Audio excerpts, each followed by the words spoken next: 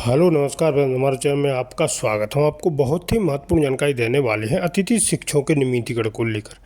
अतिथि शिक्षकों के नियमितीकरण को लेकर बहुत बड़ी खबर आ रही है।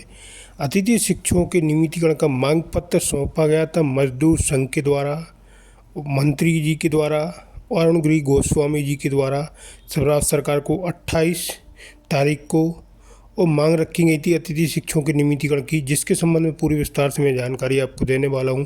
अरुण गिरी गोस्वामी प्रांतीय अध्यक्ष हैं अतिथि शिक्षक संघ के और मजदूर संघ के। तो इनने क्या कहा है अतिथि शिक्षकों के नियमितीकरण को लेकर, अतिथि शिक्षकों को 2 तारीख को क्या मिल सकता है, पूरी जानकारी इनने दी है।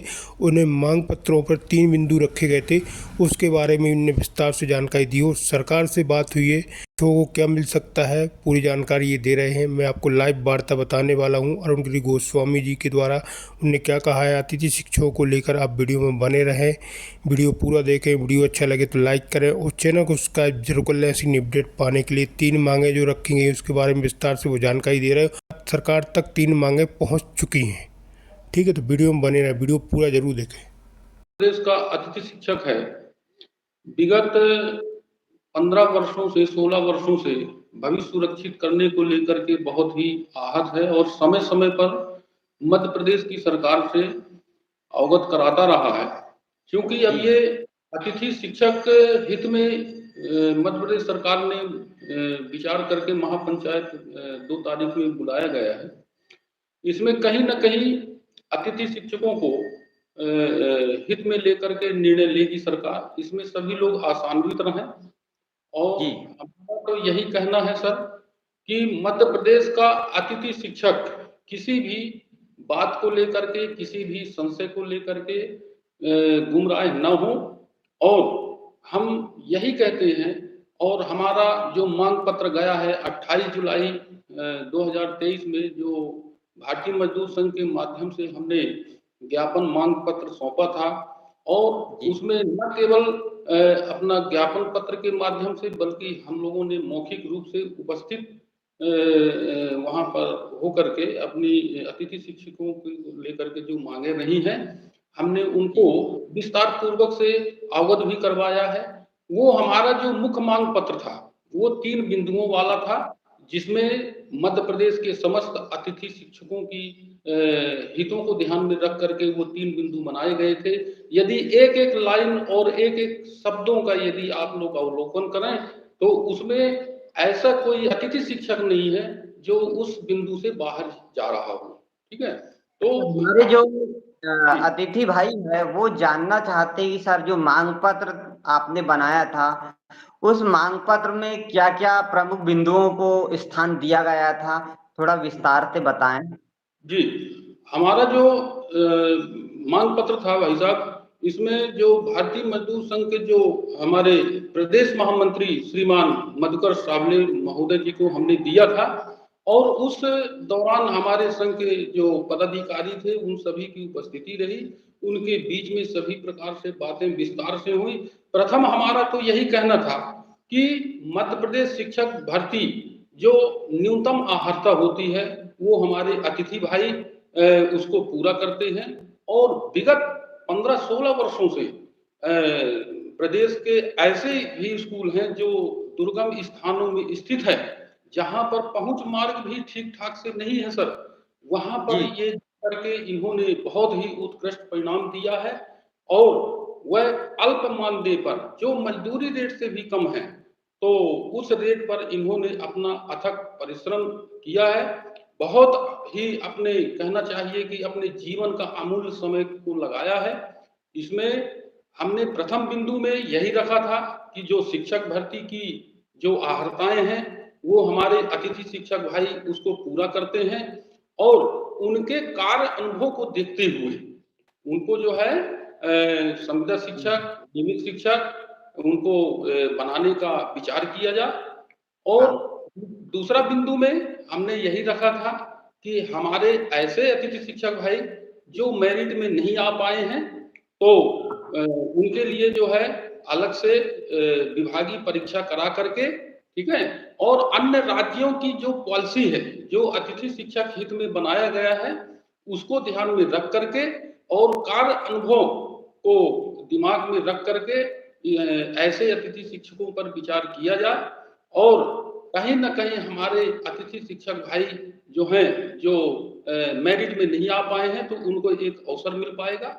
तीसरा बिंदु में हमने यही रखा था कि जो मध्य प्रदेश अतिथि शिक्षक का जो मुख्य मांग रहा शुरू से ही, हमने जो इस मांग का समर्थन किया है कि जो शिक्षक भर्ती में जो 25% आरक्षण दिया गया है, उस आरक्षण के स्थान पर 25 बोनस अंक प्रदान कर दिया जाए और उस बोनस अंक को जोड़ करके मेरिट लिस्ट जारी करने का प्रावधान किया जाए। ये हमारी मांग शुरू से रही है और अभी भी हम तीसरे बिंदु पर उस मांग को रखा है। तो भाई साहब, मेरा ऐसा मानना है कि हमारे जो प्रदेश के जो अतिथि शिक्षक हैं, ऐसा कोई अतिथि शिक्षक नहीं है जो इन 3 बिंदुओं से बाहर जा रहा हो।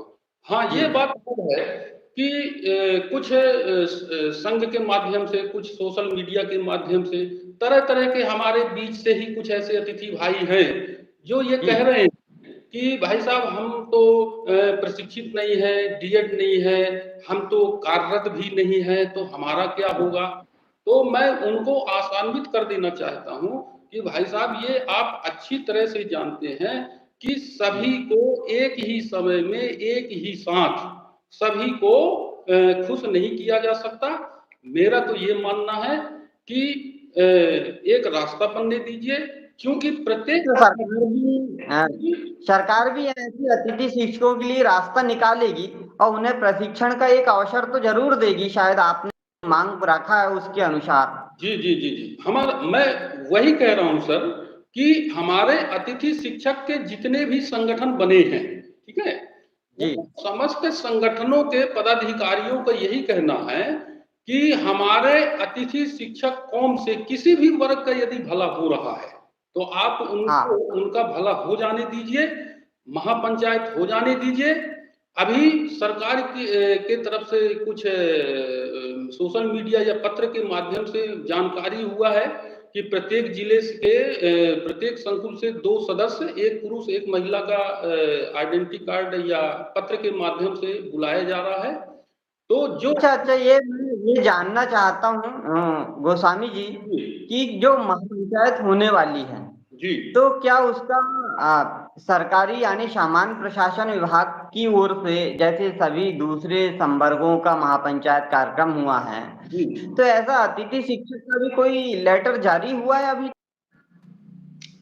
देखिए भाई साहब, मैं बताऊं आपसे कि वैसे देखा जाए तो बहुत कुछ पत्र हमारे सामने आए हैं। जैसे जबलपुर संभाग का संयुक्त संचालक का पत्र पड़ा हुआ है सोशल मीडिया में, उसमें महापंचायत की बात कही गई है और अभी आज और कल में जो दैनिक समाचार पत्र जो प्रकाशित होते हैं, उसमें भी आयुक्त के द्वारा कुछ बातें कही गई हैं मानदेय को लेकर के। तो उसमें कहीं न कहीं ये बात निश्चित हो जाती है कि 2 सितंबर 2023 जो है, अतिथि शिक्षकों की महापंचायत होने जा रही है और इसमें मैं अपने साथी भाई को ये बताना चाहूँगा कि आप घबराएँ नहीं, चिंता नहीं करें। आप ये बिल्कुल आश्वस्त हो जाएँ, यदि किसी भी हमारे अतिथि भाई को भोपाल जाने का अवसर नहीं मिलता है, वो कार्यक्रम महापंचायत जो है लाइव दिखाया जाएगा। समाचार पत्र मीडिया के माध्यम से सभी बातें निकल के आएंगी।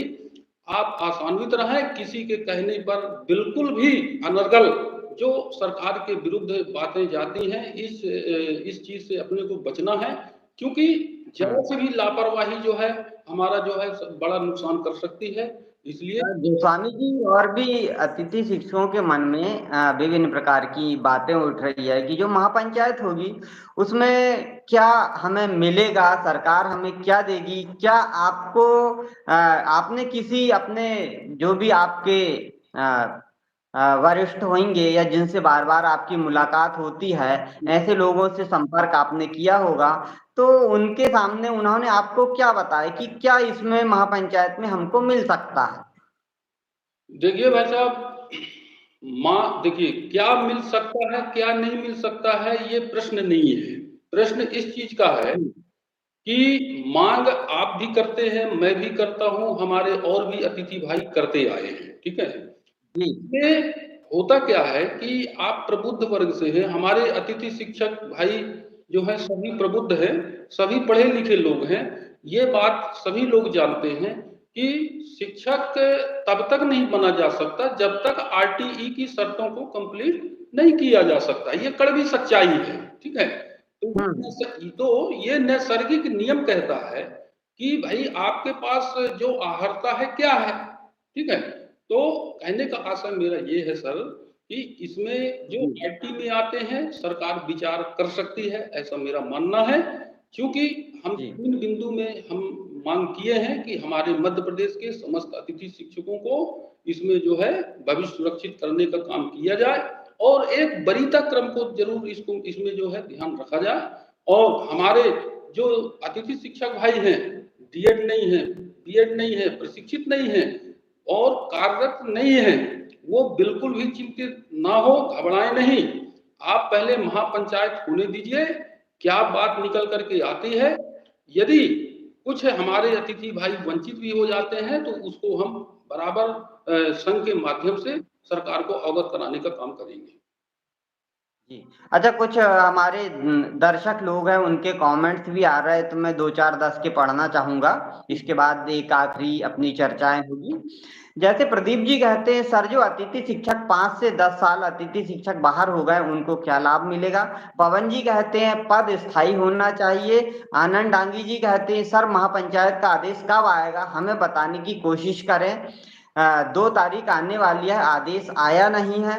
पवन जी कहते हैं वेतन बढ़ाने से काम कैसे होगा?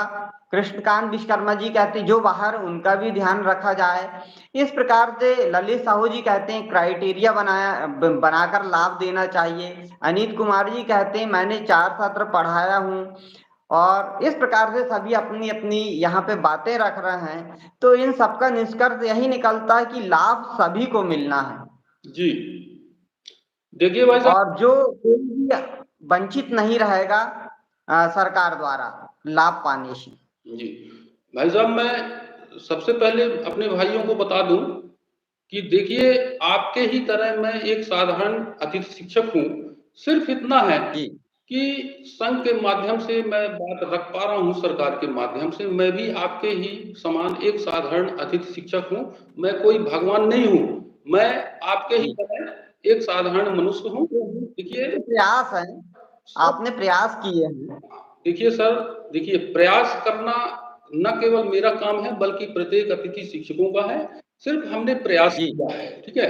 अब उसमें क्या सरकार क्या दे पाती है, क्या नहीं दे पाती, ये तो मंत्रालय में बैठे अधिकारी जो हैं, है ना, नियम के अनुकूल जो भी दायरे में आएगा वो बनाएंगे।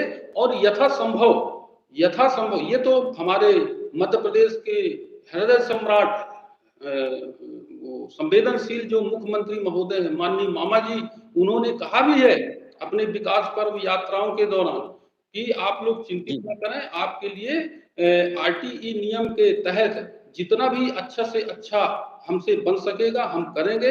हमारे जितने भी अतिथि शिक्षक भाई हैं उनका भी हम भविष्य सुरक्षित करने का काम करेंगे सर, ऐसा उन्होंने आज